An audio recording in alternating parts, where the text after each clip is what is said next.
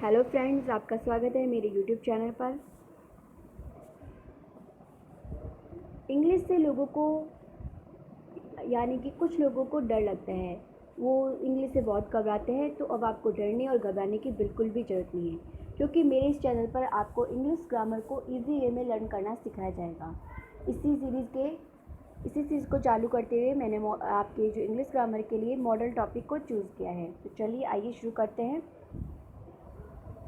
सबसे पहले आप देखते हैं कि मॉडल्स कौन कौन से होते हैं। जो मॉडल्स होते हैं वो टोटल 13 होते हैं। तो आपने देखा भी होगा, पढ़ा भी होगा, जैसे कि can, could, will, ought to, need, would, might, must, shall, should, use to, may. ये जो आपको वर्ड्स दिख रहे हैं ये क्या है? मॉडल्स है, जिनका आपने यूज़ भी किया होगा और आपने इनको लिखा भी होगा।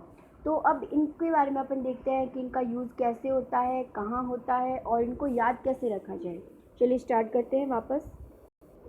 मॉडल को समझने से पहले हमें वर्ब को समझना होगा, क्योंकि जो मॉडल है वो भी क्या है? एक ऑक्सिलरी वर्ब ही है। ऑक्सिलरी वर्ब कैसे है? चलिए देखते हैं। तो जो वर्ब क्या होती है? वर्ब ऐसे वर्ड्स होते हैं जो हमारे एक्शन को डिनोट करते हैं। अर्थात जो वर्ब होती है वो क्या है? एक्शन डिनोटिंग वर्ड्स होते हैं।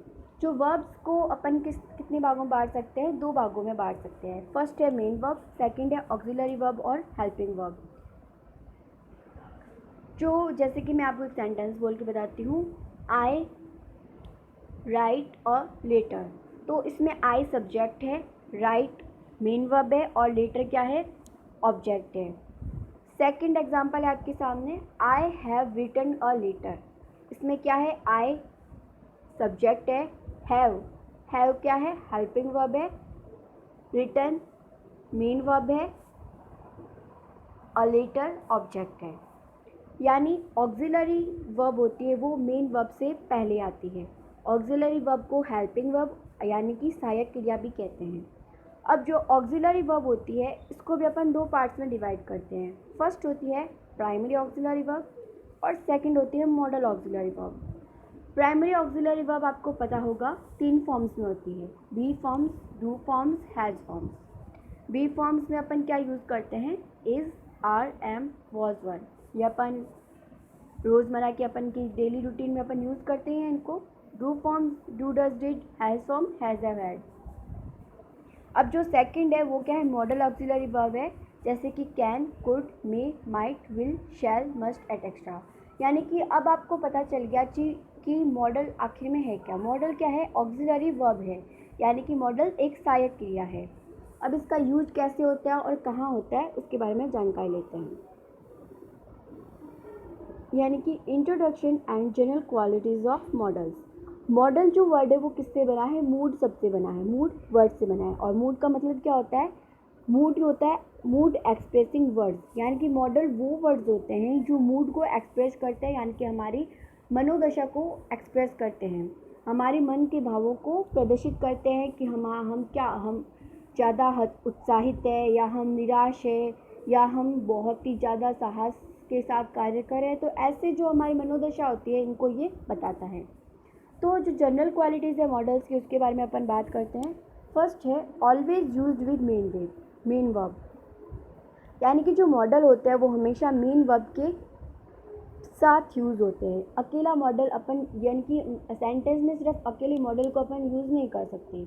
यानी कि अगर मैं बोलूँ ही कैन फास्ट, वह फास्ट कर सकता है, लेकिन क्या, ये तो हमें बताना होगा ना। यानी कि जो मॉडल होता है वो हमेशा मेन वर्ब के साथ आता है। एग्जाम्पल देखिए, ही कैन रन फास्ट। तो इसमें ही तो आपको पता है सब्जेक्ट हो गया, कैन मॉडल हो गया, रन मेन वर्ब हो गया और फास्ट क्या है? इसमें एडवर्ब। एडवर्ब क्या होता है? जो क्रिया की विशेषता बताता है, यानी कि जो अपन क्रिया कर रहे हैं वो अपन कैसे कर रहे हैं और कब कर रहे हैं इसके बारे में जो बताता है उसे क्या कहते हैं? क्रिया विशेषण यानी एडवर्ब कहते हैं। अब जैसे मैं कहती हूँ he can run fast, he can write fast, यानी कि अपन उसकी क्या बता रहे हैं? क्वालिटीज़। अपन जो ही है, जो वर्ब है, जो सब्जेक्ट है, उसकी मनोदशा को बता रहे हैं, उसकी क्वालिटीज़ को बता रहे हैं। तो उसके लिए अपन क्या यूज़ करते हैं? मॉडल यूज़ करते हैं। और मॉडल सेंटेंस में अकेला नहीं आता है, वो हमेशा मेन वर्ब के साथ आते हैं। ये हमारा पहला पॉइंट क्लियर हो गया होगा, मैं आशा करती हूँ, ऐसे उम्मीद करती हूँ। चलिए आगे। सेकंड जो है वो क्या है? No effect of subject. जो कैन होता है उसका सेंटेंस में सब्जेक्ट से कोई रिलेशन यानी कि सब्जेक्ट से इसका ऊपर कोई इफेक्ट नहीं पड़ता है, चाहे सब्जेक्ट आपका प्लूरल हो चाहे सिंगुलर हो, चाहे सब्जेक्ट आपका मेल हो चाहे फीमेल हो, चाहे सब्जेक्ट आपका first person second person third हो, लेकिन ये चेंज नहीं होता। जैसे कि अपन की हेल्पिंग वर्ब जैसे सब्जेक्ट के अकॉर्डिंग चेंज होती है, जैसे कि ही और शी के लिए क्या आता है, इज आता है, आई के लिए एम आता है, और जो प्लूरल वर्ब होते हैं उनके लिए आर आता है।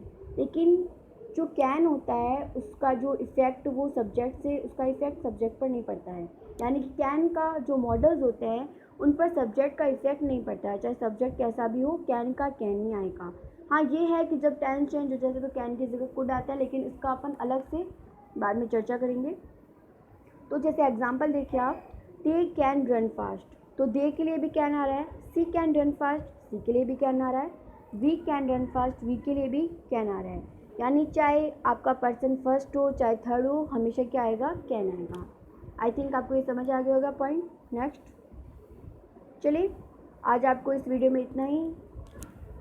आशा करती हूँ आपको ये बहुत अच्छे से समझ आ गया होगा। अगर आपको समझ आ गया है तो कमेंट बॉक्स में ओके लिख के भेजिए, और अगर आपको नहीं समझ आया तो आप इसमें अपना क्वेश्चन कमेंट बॉक्स में डाल सकते हैं। Thank you.